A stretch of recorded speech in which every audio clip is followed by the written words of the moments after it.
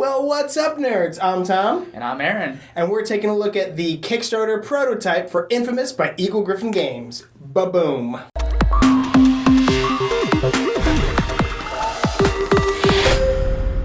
Before we get any further, obviously everything you're looking at here is in prototype form because this game's still seeking funding on Kickstarter. So all the components and artwork, things might change a little bit. It's pretty close, but some minor things may change. Infamous is basically the equivalent of Sims, but the supervillain version of it, where you're trying to become a supervillain.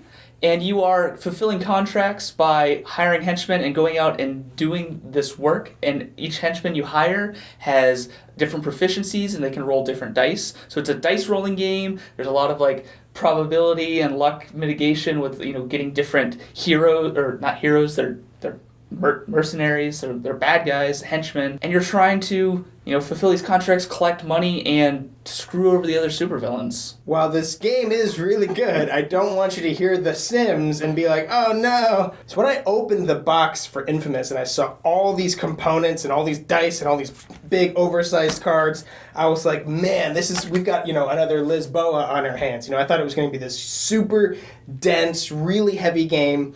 But while, the game is complex and there's a decent amount of strategy, at the end of the day, it's pretty simple. It's just those 3 different rounds where you have a lot of choices and a lot of stuff to think about, but you can explain it pretty quickly. If you're not fumbling over the rules like I was when I was teaching it to you, once you know how to play, you can explain it. You're drafting your secret base cards, which you're going to be using to build your base, which will attract new and different henchmen of different types because they like different rooms. Oh, I like that you have a computer terminals or a meditation chamber. All these different bases, these rooms have different flair. Some of them give you extra abilities that you can use on your turn. And, you're going to be buying these people, which you can use to either activate abilities or send out on these missions to fulfill these contracts. Once you actually get these people, I think that another thing that's kind of interesting in this game is everything you do costs time, and time is another resource in here that you have to balance, because there's each round you get a little more time. There's more weeks that you're spending to do these things, and you're oh, I want to go here. That's actually going to cost me more time because of where my secret base is located. Everybody's actually a little bit asymmetrical in where they are starting on the board as well. Right, and it's interesting the way that you spend time, but also your position on the time track is turn order. So if you're all the way over to the left on the time track, you could either spend one action, that uses a whole bunch of time, or you could spend you could do a bunch of little actions. If you're still on, the leftmost player, you'd be I'm going to spend 1 week to do this, and I'm still leftmost, so I'm going to spend 1 week to do this, and I'm still the leftmost. So now I'm going to spend 5 weeks, and then you have to wait a while, but the way that you can work out your actions that way is really clever. It definitely helps you kind of set up for some of the bigger contracts too, because some of the smaller actions, you can always spend 2 weeks to go hire another mercenary, or to go to the hospital and actually heal the wound of one of your mercenaries or your henchmen, because if they're hurt, they can't go on a mission, so you need to you might need to go spend 2 weeks to heal them, and that way you're okay, now I can send this big beefy guy out there to actually hopefully complete this mission if the dice roll in my favor. So every contract, when you actually attempt it, if you pass it, you get a better result, and if you fail, you still get something. You still can get some money, you'll still get victory points. Sometimes you end up getting schemes or powers. Schemes can be used either to help you or harm another player, and then the powers just upgrade one of your little henchmen. I really like the schemes, because just the idea of when somebody is ahead, you need that balancing act of being able to just make things harder for them, because and are a lot of really good catch-up mechanisms built in this game, just like that. When you buy the henchmen, or you attract them, you gain all of this, currency in their faction, so to speak, but you can gain a whole bunch, and then you can buy, a lot of villains in that faction, but then you drop down, and whoever else was already really high up on there, now they're the ones who are going to be buying things in that faction. And also, there's drafting in this game. At the very beginning, you draft your secret rooms, which is really important because that's how you get those, sort of currencies in the factions for the henchmen. But with games like Terraforming Mars or Arcadia Quest, there are aspects where you draft cards that felt kind of tacked on. It felt kind of like you didn't necessarily need to draft these. They just threw the fact that you draft these cards in the mix. Like there's even like a variant with Terraforming Mars where you can play it without drafting. With Infamous, it really doesn't feel that way because when I'm drafting those secret bases, that's like a huge part of the game. It's so dicey. I have to make sure I draft exactly the right ones and don't give this one to Aaron because he's been going for all the green minions, and if he gets more, he has a card that'll let him get points based off of how many greens he has, so I really don't want to hand this one to him. And I'm looking on the track, I'm like, well, this will give me 5 here, so I can jump ahead on this, so maybe I'll be able to buy this guy. So that draft really holds a lot of weight. So I really like the art style they went with this. Like, it definitely feels very super villainy. Like, the board's really dark and grim, and then like the bases are just like they're like these blueprints that you're drafting from. Like, they're cool, and like there's a little bit of humor mixed in them. Like a lot of the names of the henchmen you're actually like hiring have like funny names and things. Like, it's a very well put together package, I think. Like, it just all fits together, and it definitely fits with how long this game takes to play and like the weight of it. Like, it's not a really heavy game. It looks really heavy. It takes up a lot of space. That's one thing, is you want to make sure you have a decent sized table to play this, because when you start getting you're hiring all these henchmen, you got all these guys out here, and you're like, okay, so I'm sending them on a mission, and they come back exhausted, so I gotta like have room to exhaust them, and then I have all my bases. So like, you want to make sure you have a little bit of room.